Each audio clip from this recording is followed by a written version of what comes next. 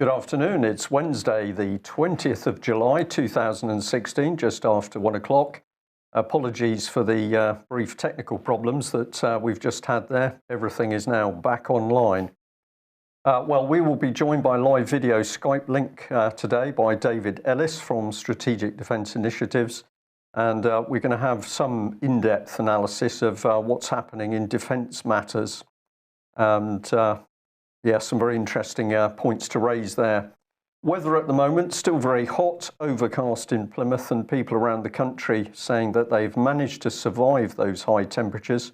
And of course, we just remind people that such is the power of control of local authorities now that no young children were allowed in the sunshine in Plymouth yesterday. Indeed, between 1 o'clock, between 11 o'clock in the morning and 3 o'clock in the afternoon, they had to stay in for the lunch break because apparently it was too hot.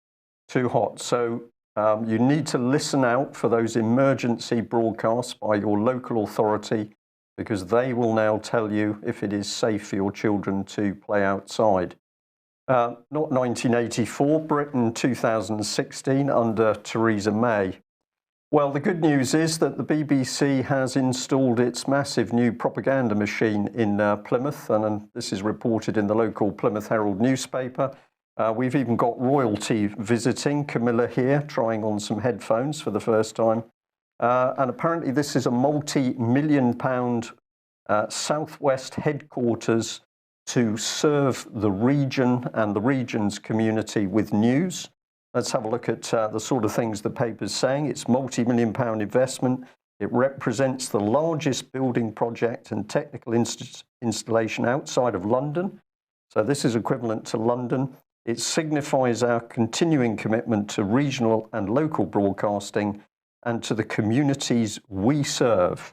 This is the same BBC, of course, that pushes out the propaganda. I'm proud that BBC Southwest continues to offer the best in public service broadcasting. I'm proud of our programmes, our journalism, our ability to connect communities together in times of crisis and celebration. We'd just like to remind people this is the same BBC that boasts of a charity called BBC Media Action that actively states it's been helping to destabilise Syria and Kazakhstan, and it's the same BBC that's been encouraging Iranian women to break the law by not wearing the hijab. So a few million of a 3.65 billion budget, of course, represents absolutely nothing. But fascinating that the royal family's called in to help the propaganda machine along. So Patrick has already been there to use the facility for RT, and said it was actually better than the studios. Better than the studios in London. So maybe this is getting ready for trouble in London. Who knows what's going to happen? We've been receiving some very interesting reports suggesting that CCTV was going to be taken down in the Westminster area of London. We understand for refurbishment and a new company to take over the contracts. Whether that's going to be upgraded high definition CCTV installed with full facial recognition, we're not sure. But of course, the other possibility is there will be a CCTV outage, which would be very convenient were there to be any unfortunate terrorist incidents. So if anybody's got more information on that, we'd like to know. We don't anticipate that the BBC will be reporting. So Trident is to be renewed. Theresa May saying, well, according to a few headlines suggesting that Theresa May saying she would kill hundreds of thousands of men, women and children with a nuclear bomb. Some people reporting that having been asked the question, is she personally prepared to authorize a nuclear strike that can kill 100,000 innocent men, women and children, that she responded with one word, which was yes. In fact, what she said was yes, and I have to say that to the honourable gentleman, the whole point of a deterrent is that our enemies need to know that we should be prepared to use it. We would be prepared to use it, unlike some suggestions that we could have a deterrent but not actually be willing to use it, which seem to come from the Labour Party front bench. Now, it's interesting that this is the first time, as I understand it, that any sitting MP has actually given such a statement. They've normally hedged their bets, or they've made no comment when asked that question. So this is the first time we've had an outright yes answer to this. So I wonder why that is. Is she feeling that as a woman she has to be making a more forceful statement than would otherwise be necessary, do you think? It could be that, Mike, but I think there's an awful lot going on in the background because, of course, we got the whole process of the renewal of the nuclear deterrent. We've got moves to integrate British and American defence industry that could hang together nicely around deterrent. I'm sure Dave Ellis will take us through a bit more of that in just a moment. But we've now got comments that Britain should be reinforcing NATO, spending more on defence, still working with the EU. There's a huge melting pot of issues around defence. So what is being played out here is not clear. And of course, one of the reasons for that is there is absolutely no proper debate in Westminster so that the public is informed on what these policies are. And we're going to have a glimpse of where the policies are coming from in a minute. Yes, yesterday's debate was generally pretty poor. But anyway, here's Michael Fallon saying MPs on all sides have voted for by an overwhelming margin to renew our nuclear deterrent. We will now get on with building the next generation of nuclear submarines to help keep the nation and our allies safe for decades to come. So Dave, that comment from Fallon, first of all, who's going to get the contracts to build these nuclear submarines? There's the key question, the question that was all totally absent from the Houses of Parliament. Yes, well, it's a Lockheed system, and predominantly Lockheed, predominantly Lockheed all round. There's a percentage of it that's BAE, but the lion's share is Lockheed, and this is the key point in terms of the money flows and the industrial flows and the policy flows here as to actually what's going on. And this is totally absent in Parliament. Not the main gate debate, which is what this was, they'd chosen to sort of redesignate it. So it's ironic that Theresa May has chosen to open up with her first statement in the House with this, and yes, she would press the button. So guys, everyone, get your Factor 3 million suntan cream ready, never mind about Plymouth Council, worried about your kids going out in the sunshine. This is the direction we're going. So it was principally an open checkbook arrangement. There was no quantification to costs. So this is purely, this is over the term of the expected term of the Trident submarines, and the new generation of subs and the new generations of weapons, of course. It's been bantered around that this will be in excess of £200 billion sterling. So it'll probably be worse than that by the time we've converted it into dollars. It'll probably be more. The majority of the debate was hinged across Russia, but using them as a catalyst to sort of justify it. But really, what should have been debated in terms of we're going to spend a huge amount of money with Lockheed here and what actually that means. So the only things of substance that were worthy of note were, although Mr. Corbyn tried to talk about disarm, well, they have disarmed the boats considerably from their original envelope. So we've got eight missiles which are leased from Lockheed, and we've now got the company managing the production at Aldermaston is an American company. Although the Aldermaston facility is still British government, it's actually managed by an American company. So the only thing that was really of substance was Crispin Blunt had some interesting stuff to say on terms of detection and what would happen over that period of the system, and processing capability, algorithmic capability to then, see these things by wave analysis, and I expect that will be the case. Those things have already been initiated some 5 or 10 years ago, let alone the drone capability and all the rest of it. So, really, is this thing a redundant system? Possibly, considering the stakes that are involved if anybody actually wanted to use it. What would be the likelihood? So, it seems to me, in my opinion, that it seems to be okay to use nukes at sea. So that's sort of telling you really what the sort of risks are with this. If they pop a hatch and want to fire it in anger, and everybody's saying about them they're not detectable, well, let's ask one question. Do Lockheed know where they are? And if that's the case, will they be susceptible to hacking, or whether they're designated patrol zones? People can work this sort of stuff out. So that's that. So the new nuclear front on closed looping the industry here. So the new system will come in conjoined with new nukes. So new nukes require new piles in order to deliver the new fissile material to do it. So let's just sort of go back to Tony Benn, the energy minister, who took a long while to wake up and realise that nuclear power stations have nothing to do with producing electricity. Their sole function is to produce fissile material. They actually, over their cycle, consume electricity. So the new power stations that we're going to see, so, they're not power stations, they are processing plants for FISMAT, will be in conjunction with EDF and China, so French and Chinese. So, why are the Chinese involved with this? We're not going to be producing our own material like we used to do. That's going to be external. So then we see that Lockheed, on their recruitment site, are looking for nuclear engineers and training engineers to go into these power plants in order to close loop. So if anybody's saying to me about what are you talking about new nukes, I'm referring to a conversation I had with Lord Boyce.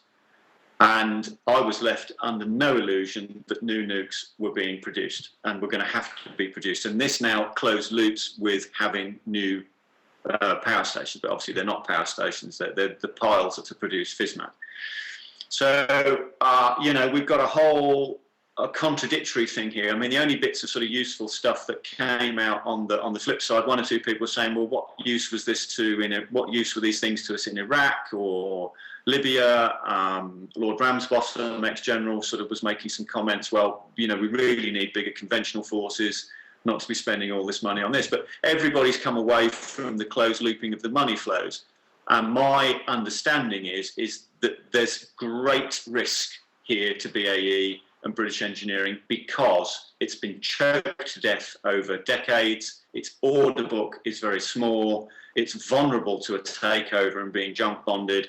I've had it put to me from several senior officers saying that there's money in the city now ready to take it over and junk bond it out via its pension fund and these sort of normal routes. Now, when you look at what the likely link up is, who's it going to link up with? It's going to link up with, as it stands, it's going to link up with Lockheed because that's the way the money is looping round.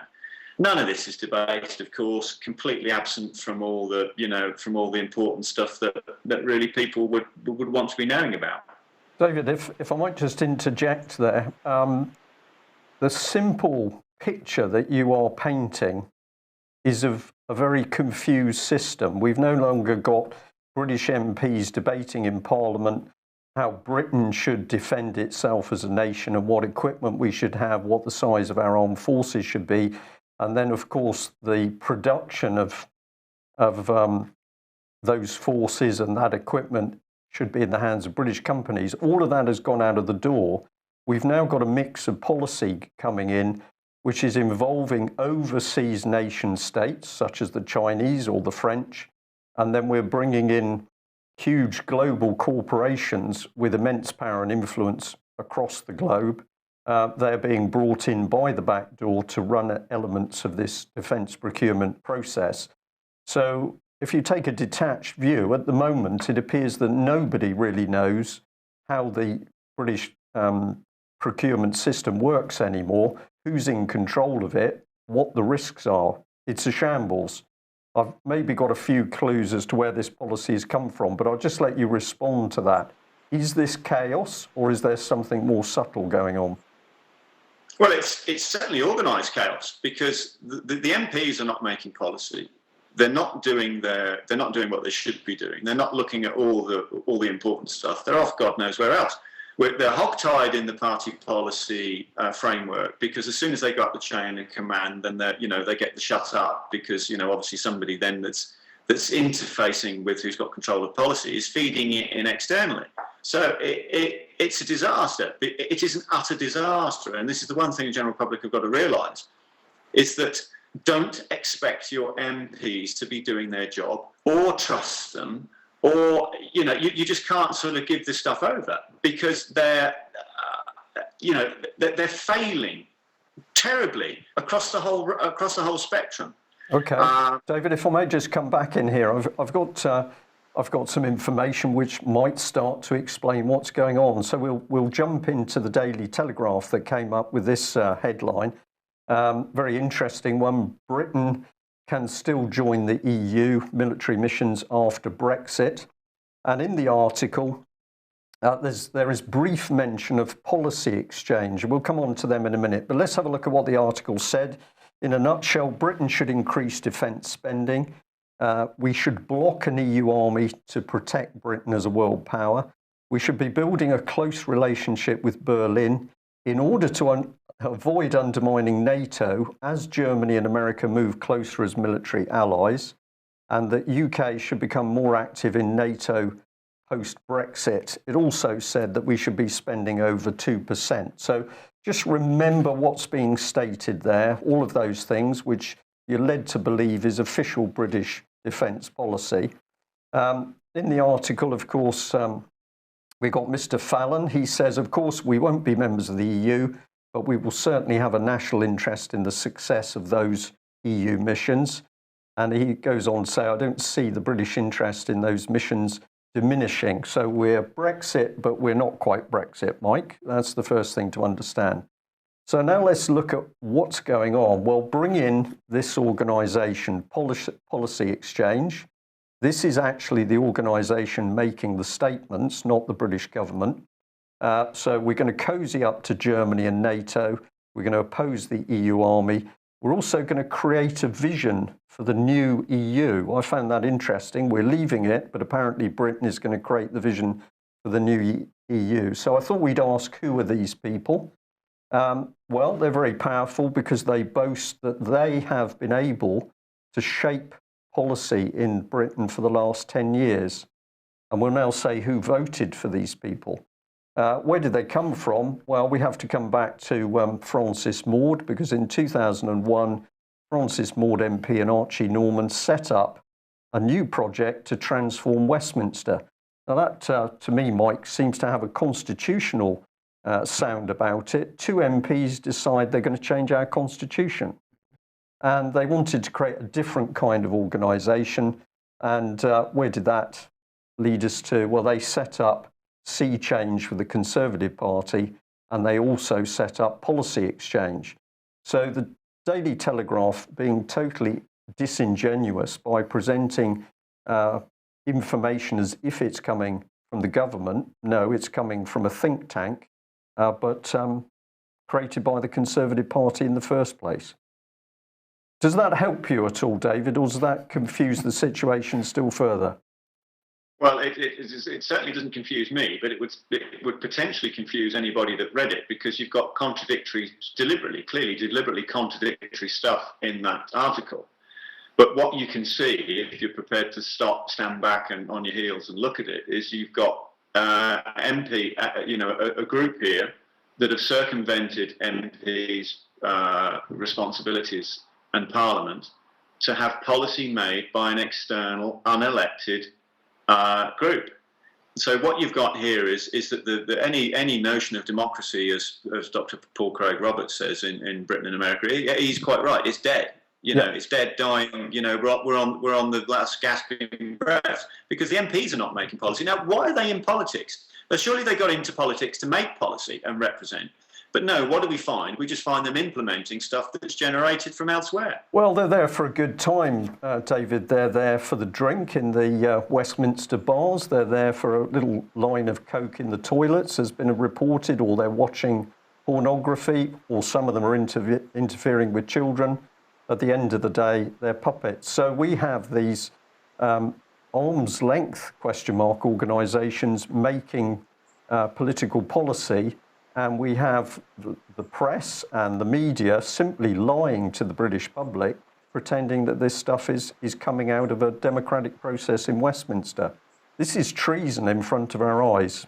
And if you want to check Policy Exchange, and I encourage people to go and look at their site yourself, one of the things you'll find is a list of people they're boasting they've had as speakers, which starts off with a gentleman who was head of the CIA. and it runs on from there. So we've got Spanish political figures who are apparently now advising Britain on how to run the country. I think I'm right in saying Spain's got a few economic problems, social problems themselves, but according to Policy Exchange, these are the very people to advise the British government. Something very dangerous. Is it better with Boris, perchance? Good question. Poor old Boris. So Boris was meeting with John Kerry yesterday, and they held a press conference afterwards. They asked for some questions from the press, and certain media people from the United States decided to have a dig at Boris about some of his past comments,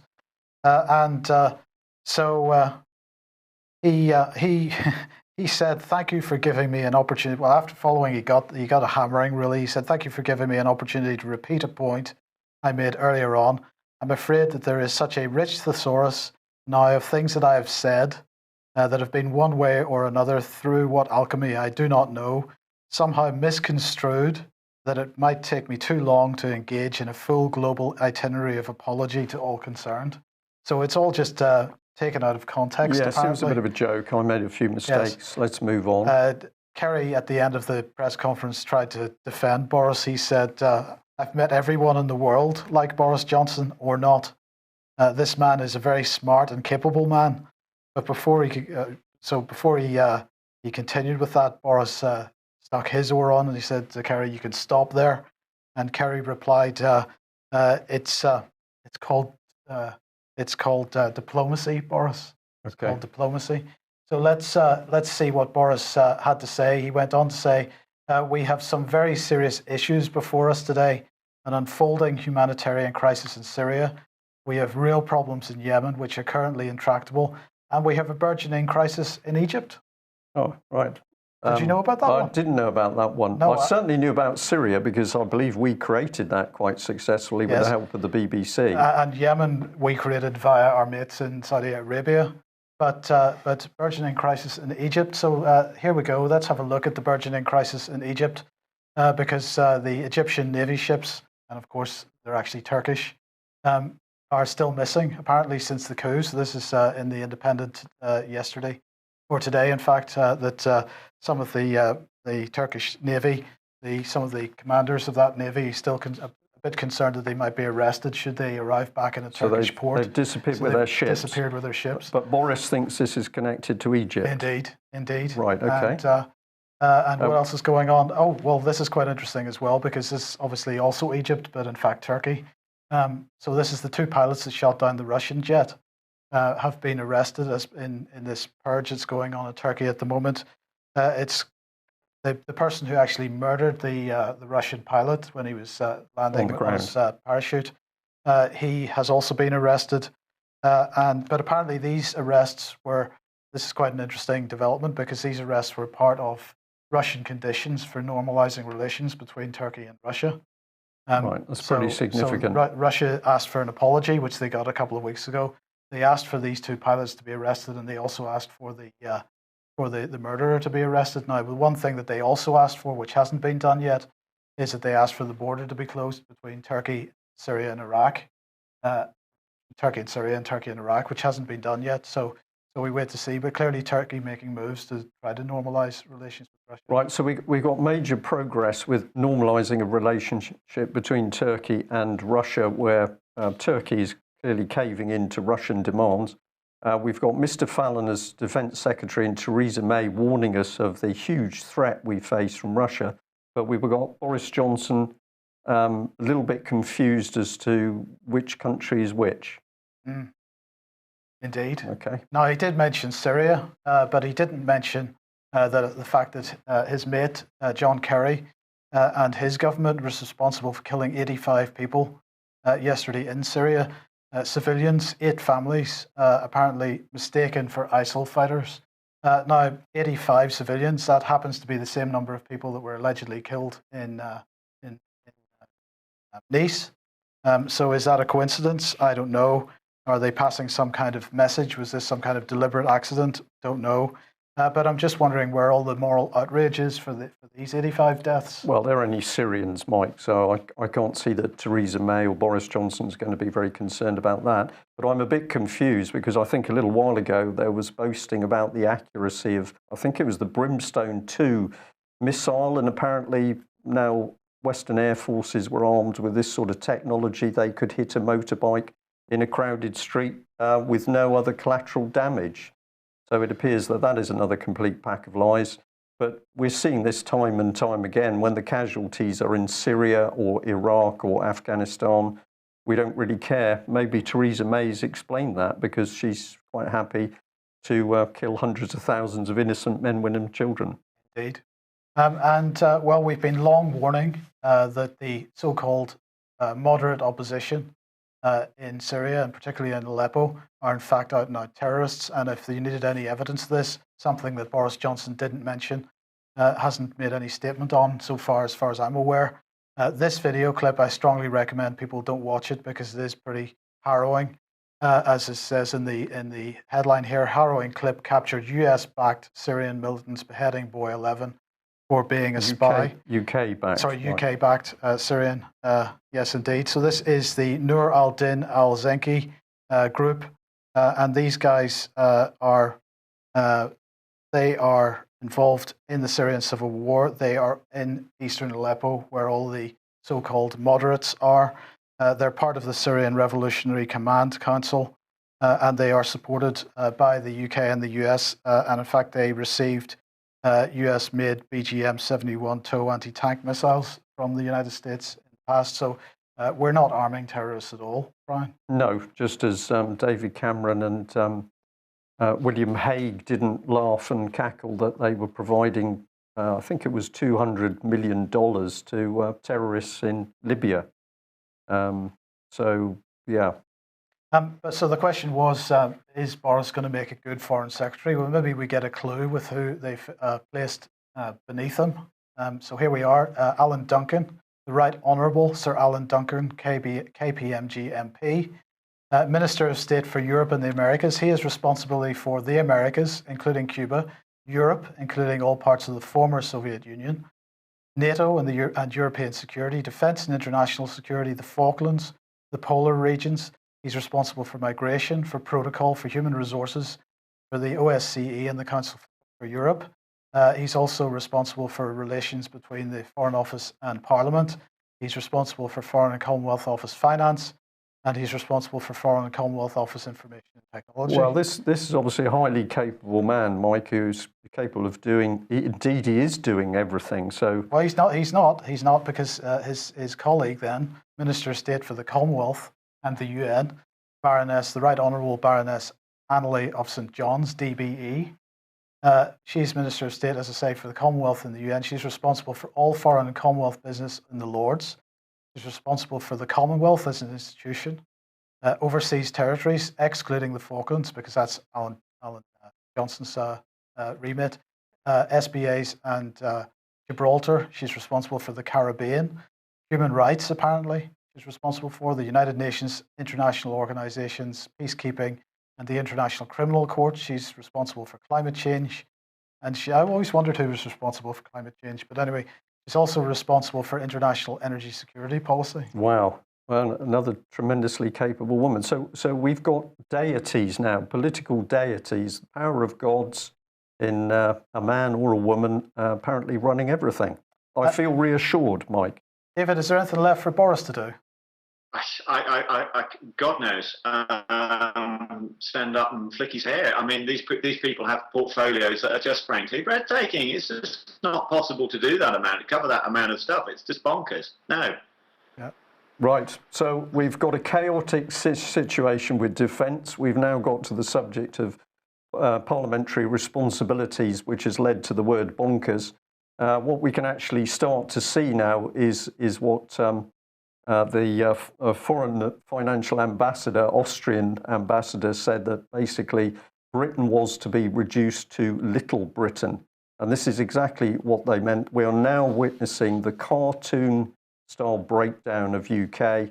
And of course, the little heads up of the closure of those CCTV cameras in Westminster has also been accompanied by the fact that we understand senior levels of the police in London are expecting major trouble on the street. So we've got chaos during August. During August, we've got chaos politically.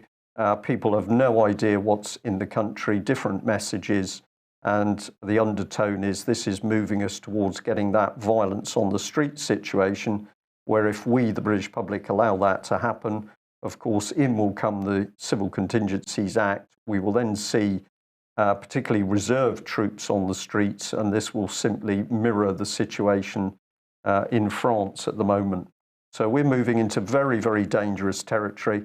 And I really don't get any satisfaction in saying that, of course, the UK column has been warning that this was the route for several years now. But let's have a look at, sorry, you happy there? Yep. Let's have a look at what the Telegraph says about Brexit. I need to have my hand on the wrong button then, presumably the nuclear button. Well, you won't read the text, so we'll just bring it up on screen here. It says Article 50 gives any EU member the right to quit. There's no way to legally leave. There was no way to legally leave before the 2007 treaty was signed. The process cannot be stopped except by unanimous consent of the member states. Disregard body level 4, they keep creeping in, that's my fault. Any deal must be approved by a qualified majority of EU member states. So what the Telegraph, of course, doesn't mention is the European Communities Act, 1972, the real heart of the beast. And I find it interesting that if we signed something where there was no way to leave pre-2007, isn't that out-and-out treason, Mike? Very well say that, absolutely. Well, I think we'll stick with that. So somebody committed treason by trying to lock Britain into the control of a foreign power, namely the EU. But it's all right. It's all right. Everything's fine because Theresa has said this. Theresa has said, I am determined that Britain will make a success of leaving the European Union. And that's why I've decided to visit Berlin and Paris so soon after taking office. So this is her visiting one of the other witches of Eastwick today, Angela Merkel. And she's on her way to Paris afterwards. Just bring that back up again, Theo, if you could. So she went on to say, I also want to deliver a very clear message about the importance we attach to our bilateral relationships with our European partners, not now, but also when we have left the European Union. So we're going to have really important bilateral relationships with our European partners. So that's good. But can I just say, I notice she's in some form of tartan there in that picture. This is presumably the result of the little meeting with Ms. Nippy. Sturgeon, Nippy. Could be. Try on my little tartan jacket, Theresa. But look, at the end of the day, what the point we've been trying to make all the way through this has been that the EU referendum has been a distraction. It's been a psychological operation. It's designed to distract because there's always been this common purpose agenda going on under the surface, which is taking us in a different direction. And here is a bit more evidence from it. This is the Chartered Institution of Public Finance and Accountancy. They're saying city leaders need to channel the spirit of Chamberlain. Now, this is not Neville Chamberlain. This is his father, Joseph Chamberlain, that they're wanting to channel. And he was a British politician and a statesman. He was described as being the first radical liberal at the time. This is at the turn of the 19th, 20th century, into the 1930s, 20th century. And he then became what was being described as a liberal unionist and serving as also what is described as a leading imperialist in coalition with the Conservatives when they were in government at the turn of the 20th century. So this article then says, this is a moment of great risk and opportunity for British cities. Post-EU referendum, post-Cameron and Osborne, the stakes have never been higher. Cities have patiently and persuasively made the case for rebalancing growth and power and for devolution to combined authorities with metro mayors. They also now face some big challenges on EU funding, trade, investment, universities, and the progress of their devolution deals, which we set out in Adieu, the impact of Brexit on British cities. But the underlying forces driving devolution to cities have never been stronger. So the underlying forces driving this devolution agenda have never been stronger. Just put that back a second, Theo, please. Thank you. We now have a new government, they say, and the outlines of a new approach to social and economic policy, all of which give big cities opportunity. Theresa May has said that she wants to plan to help all our cities and has signalled a willingness to look at a bond financing for major infrastructure projects. So we'll look at that a bit more in a second. So there are 4 priorities for cities collectively over the next few weeks, this article says. 1, restating the case that our main city regions are best placed to drive balanced growth. 2, showing that cities have big ideas about projects and can generate jobs and inclusive growth. 3, demonstrating that the city region structures that have been developed over the past few years have the capability and capacity to deliver both their existing strategies and major new projects, and so on. And at the heart of this is the replacement of democracy. We've already seen that in your discussion about policy exchange. This is all being driven in at every level of society, not just at top level government, but at the city level, at the regional level. Yeah, so city-states, but of course London was designated to be a region, something more special than that. And of course that is why London has been specifically targeted by this callous use of migration in order to change the political spectrum. It's very clear what's going on. So, but if you have a city-state or a unitary authority, a regional assembly, you need to finance it somehow. And of course, central government isn't financing these city-states as they would like at the moment. And of course, this is deliberate policy. So here we have the Financial Times reporting the multi-billion-pound municipal bond market. So this is how they intend to finance this new structure of government. As nations issue bonds and raise money on the markets through the bond markets, they're now wanting to develop a municipal bond market. This already exists in some parts of the world, but they want British cities to absolutely get involved in this. And the previous article was hinting at that. This Financial Times article confirms that absolutely a key part of the infrastructure for city-states. Forget this right in my mind. What we're talking about is encouraging lower levels of government to get involved in the money, directly involved in the money market. Absolutely. Right, and yet we've had a few years ago local authorities investing in overseas banks where they thought they could get a higher interest rate, and they then lost. But this is a slightly different thing, because this is about the cities raising money. So they issue their own bonds instead of a national government issuing bonds. So mini City of London cities issuing their own bonds in order to raise their own finance. Right. Yeah. Okay, financial news then. Also sticking with the Financial Times, because this is PIMCO. Now, PIMCO is one of these companies that perhaps many people haven't heard of. It is the Pacific Investment Management Company, $2 trillion or so in funds under management, and they they buy government bonds. And maybe perhaps in the future they'll be buying city bonds. But this company is described as a thought leader in financial markets. This is the type of company that if a government has a policy which they feel would affect the value of bonds, then PIMCO would be the type of company that has the power to come along to the government and say, sort out your policy or we're going to bankrupt you. This is the level of organization that PIMCO is. They have stolen the Manny Roman, who was the chief executive of Man Group, because they are obviously suffering at the moment with the current situation regarding interest rates and bonds and so on. They've taken him from Man Group, another huge hedge fund, and so we watch with interest what the impacts of that will be. But I just really wanted to highlight this story in order to highlight PIMCO, because I'm sure many people aren't aware of them. Then this is quite an interesting little story, because bank bail-ins have been a topic of discussion over the last period of time. And this is the European Court of Justice basically saying that they believe that the bank bail-in policy is a legal policy. So this was challenged in the European Court of Justice. Many people surprised that the ECJ decided to uphold this as a legal policy. But they also say that, of course, that there's no real requirement for genuine investors, savings accounts to be hammered. Well, that remains. Okay. Well, David, perhaps we should give you right for a little bit of comment on any or all of that.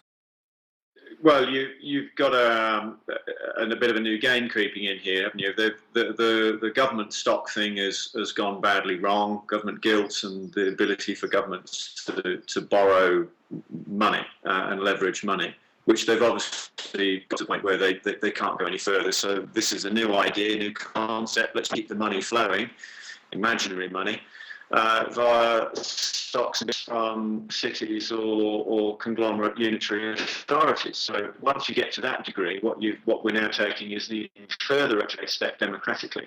And those that will issue and control the money will care not for the politicians or the lawmakers, and that's essentially where the variance is with this. So we've then got the interface problem of the people then that control the policy care not for the MPs. So this is where we are.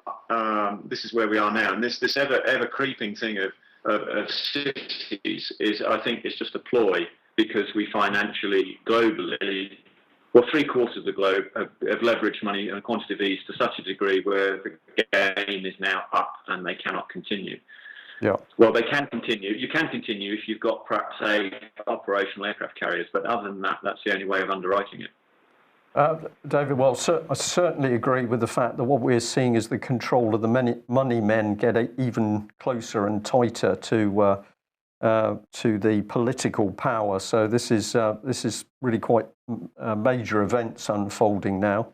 I'll just end on the note that if anybody doubted what we were talking about with Policy Exchange, just have a look at this is part of their accounts. And of course, they're an educational charity, deeply involved in politics, but an educational charity. They're there for the non-partisan advancement of education in the economic, social and political sciences and their effect on public policy. So that's what they say. And I'll just bring it over the top here. I know this is a little bit small. I'll read part of it. These are some of the people they're boasting of working with the Policy Exchange. General David Petraeus, former director of the Central Intelligence Agency. General Martin Dempsey, chairman of the US Joint Chiefs of Staff. Ideal person to advise us on British policy, I think. Jose Maria Aznar, former Prime Minister of Spain, former Prime Minister of Australia. Jonathan Powell, former Chief of Staff to Tony Blair.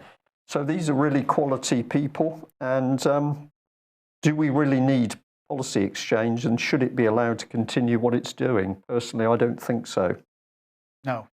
Okay, well, as a last comment from me, my comments yesterday about Nigel Farage, not surprisingly, created some feedback. And I will just say I'm very happy to continue to state that it's a remarkable coincidence that just as the country needs leadership, we've come out of, we've got the Brexit vote, but of course we haven't come out of the EU in any sense. Mr. Farage has decided to bail out himself and take a holiday, I understand. Meanwhile, we've got these very, very serious events unfolding in UK for which there is absolutely no leadership for the 4 million people who voted UKIP at the election.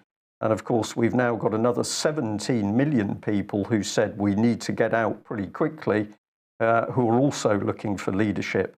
So I think we're now at the critical path where we can see events unfolding very quickly in UK. We're heading to complete chaos and breakdown if we let it happen. And we need people to be getting out there and educating and informing those 17 million Leave voters and the 4 million UKIP supporters. Who's going to do that? We think it's going to be all of us because it's quite clear our political leaders are bailed out. So thank you for joining us today. We're going to say a big thank you to Theo, who was running the studio for us today. So yes, first time on his own, and first time solo. I just want to make clear the technical problems today were my fault. Okay, thank you for that, Mike. So well done, Theo. Thank you all for joining us, and we'll be back at the same time tomorrow. Bye-bye.